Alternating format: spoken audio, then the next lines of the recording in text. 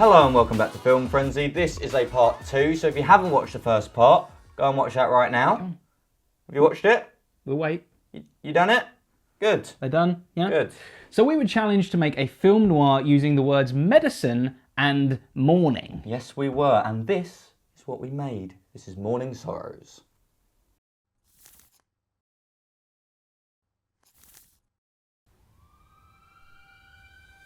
"7 a.m. Monday morning. That's me. Dead. Dead tired and feeling rough as hell. The sound of the alarm shoots through my body, barely able to relight the dying embers of my soul. Well, at least what's left. Why did it all go so wrong? The bittersweet taste of cherry bonbon vapes and Jaeger bombs still cling to the inside of my mouth like a cocktail of regret and bad decisions. I got wasted last night. My eyes burned red like the desert sun, and then I realized I left my contact lenses in. What a goddamn fool. A shower. That's what I need. The only thing that can right the wrongs of a night like that. I just need the water to wash over me, and for a second, I might just feel like myself again. But then it hits me. I needed to vomit. Where was I last night? How did I even get home? The broken memories swirl around my head like a 1,000-piece jigsaw without a picture. And then it hits me. Again. My head's splitting worse than that time my friend Dana split up from her boyfriend in front of his whole family. Boy, that was rough. But not as rough as I'm feeling right now. Great. Looks like I'm all out of pills. Toast. Toast should do the trick. Toast is the last hope I have left of... What? We're out of bread? What sick son of a gun just leaves the crust? I miss you for that. I'm tired to die. I'm tired.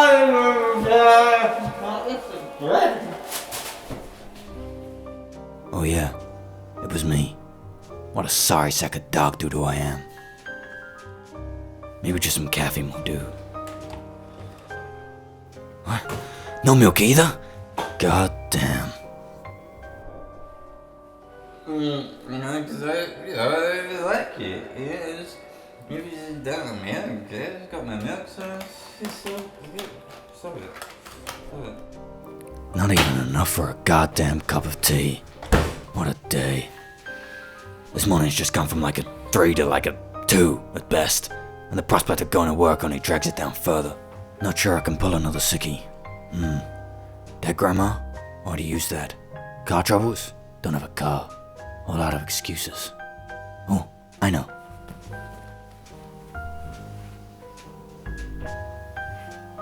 Hey Julie, it's Ron.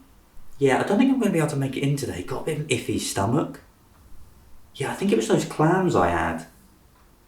Yeah, I thought they looked a bit dodgy as well. Yeah. No, I'll try and make it tomorrow, I promise. Yeah. Oh, thank you. Yeah. No, okay, I will do. Cheers. Bye. What a sucker.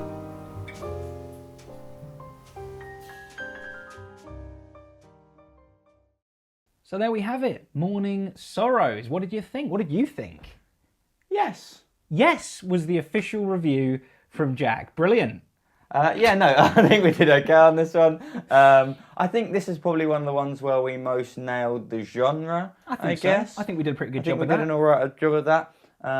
With the black and white, the voiceover, the music, flashbacks, the music, all of that. So that really helped. It's a highly stylized genre. It's quite an easy one to do. It's just a couple of main. We did a good job. We did great. Don't take that away it's from really us. difficult, but we did great. No, there's just a couple of real fundamental things to do, and it can immediately feel like a noir. Like you put it in black and white, you have those harsh shadows, you put a voiceover on it. You can almost do anything, and it kind of feels like noir. It just happens. It falls into your lap. So one of the things we didn't get to do was a femme fatale. We did not have a femme fatale. Yes, as it's pronounced properly. Pronounced. So that is obviously a big part of noir that we didn't get to put in. We wanted to, didn't we? We did want to. We were going to have me dressed up with red lipstick on and a lovely blonde flowing wig and hopefully a red dress of some kind. Yep, but we had none of those things. None of them. So that, if you remember us saying that we wanted to do a certain ending, that was what it was going to be. So We had to adjust. We had to, Yeah, which is although- what I kind of enjoy. I like the ending more now. I do as well. Than when I'm we- glad we had the ending Yeah. we do. I think that sort of cutting out of it suddenly. Good job neither of us own a red dress. Good thing, eh?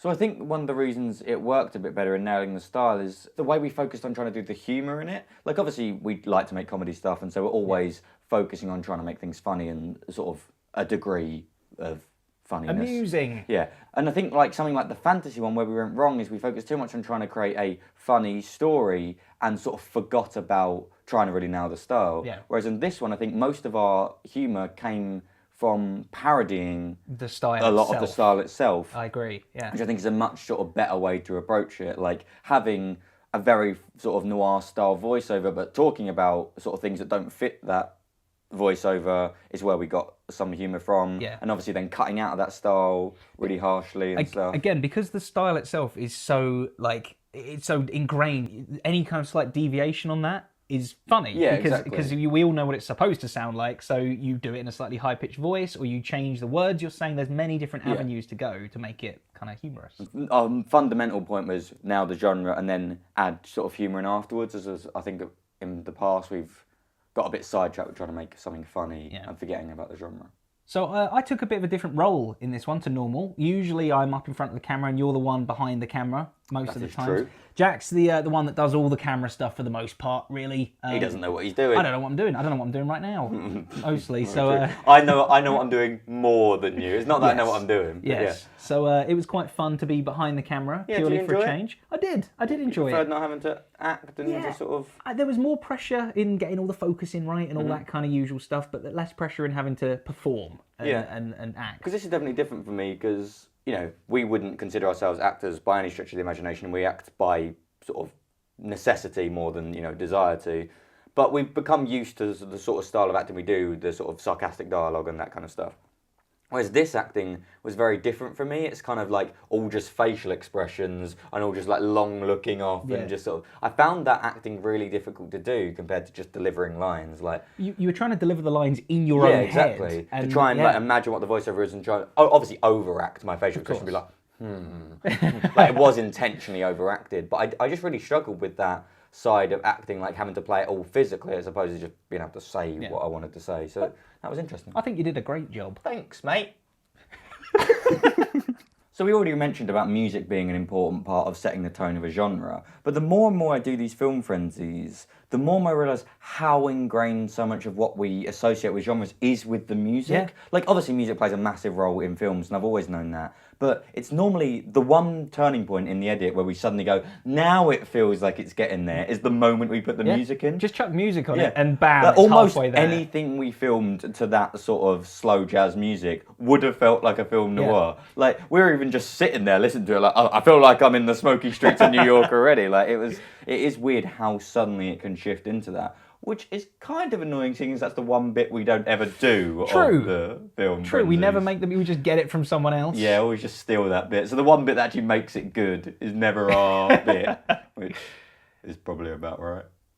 So the old phrase, fix it in post, came out massively again in this film with As the it old... pretty much always does. The old light rays thing. We almost had a moment where we thought we couldn't get the opening shot anymore, or at least to the degree we wanted it. With the light beams coming through the window, the blinds, because that is a very, very film noirish look, and we wanted to make that first shot super stylized, just to sell the look from the get go. It was definitely that was like the image I had in my head when those words came up, and I thought of Guy with a Hangover. You know, like film noirs, that guy floating in a pool dead, and he's like, "That's me dead." Like that's what we wanted to emulate, and having those sort of harsh shadow lines come in, it was exactly what I wanted. Just black and white, wide shot, guy face down the floor, sort of some harsh shadows coming in. That is the main shot I wanted to achieve. I think in 6 film frenzies, the fact that it's only happened once, where we almost didn't have the shot we wanted. Like that was pretty scary. We've forgotten stuff before, but like it's always worked. Yeah, nothing you know what I mean? nothing Like, that's we ever forgot mattered. something this time. Yeah. We forgot literally my favourite bit of the script this time, but it still worked without it. It was like very much you can just take that whole bit out and it just jumps from one to the other. Yeah, whereas we needed that beginning shot. Yeah, we couldn't really go on without that. That was very important. So we nearly just had it without the extra effects and lines and everything, like you saw. So yeah, it was good that Post fixed it again. Yeah, well done, Post. I mean, we rely a little bit too heavily on Post, I think, but I think it just proves that post-production is a very quick sort of rough fix of stuff a lot of the time. I've always been a real like in-camera effects kind of guy. I much prefer that over full CGI and stuff. Like if we could do our shimmery portals in real life, I'd love that. Of course, that'd be great. I mean, that'd be just great generally. That'd be cool. We've invented portals. But yeah, so you know, it's nice to know that we've got that in our back pocket, that we can kind of add things in post a little bit if we really need to. I like to only use it as a last resort because I am mainly an editor and I mainly work in post-production. I always, that's always where I go, just like, we'll fix it in post. But we do need to try our best to try and get as much as we can in the camera. And that's why I like, it did feel, at the end of the day, like we'd wasted a lot of time in that day trying to get that lighting to work. And in the end, it was just like, fix it in post. You did it quicker in post. Oh yeah, then 100%. Like we spent about an hour deciding what to do for something that I fixed in about 10 minutes in post. So it was kind of frustrating in that sense. But it's just, there's just a bit more like satisfaction about actually creating something properly in camera. Yeah.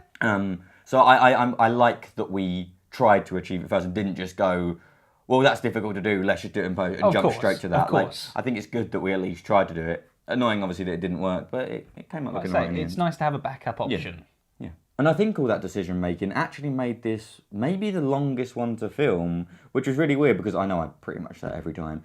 But I really did think this time that the shooting would be the easiest part. Yeah. I knew the lighting was going to be really difficult. I knew that was going to be a real sort of issue to try and get those harsh lines because we don't know. Lighting's probably the thing we know least about. We just try to light things generally and leave it. We don't do like artistic lighting. And that's exactly what noir is. It's all artistic lighting. But generally it's all in one place of just shots of a guy looking a bit sad. So it felt like it'd be really easy. But yeah, I was so surprised because it felt like we were really ahead of time. It was like, you know, we've been a couple of hours into shooting and we're like, we're doing well. And then suddenly it was like, it's dark. Yeah. We've got like 4 hours left. Yeah. What is going on? Panic. But then this was easily by far the quickest one to edit. Like we had extra time to just mess about and be stupid. We were just spinning in our chairs. Not that we don't always be stupid in the edit, but yeah, like normally the edits where we feel really rushed. Like, we could tighten up the edit, but we don't have time. But this one, I pretty much got to do everything I wanted to do in the edit fine. Like got to do sound effects and stuff.